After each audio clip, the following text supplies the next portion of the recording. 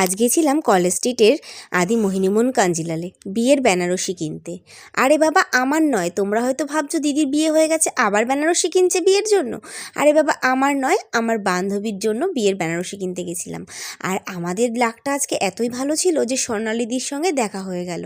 তো উনিই আমাদেরকে বেনারসি পছন্দ করে দিয়েছিলেন।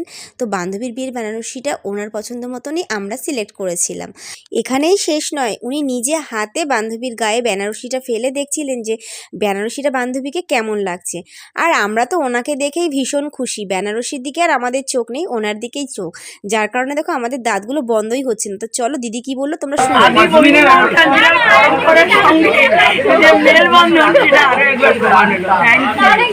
তো আমাদের কেনাকাটিতে তো উনি ভীষণ খুশি, তার সাথে সাথে কিন্তু আমরা ডাবল খুশি। এক হচ্ছে বেনারসির আনন্দ, আর এক হচ্ছে ওনার দেখা পাওয়া। যাই বলো না কেন, উনি কিন্তু সামনের দিকে ভীষণ ভালো মানুষ।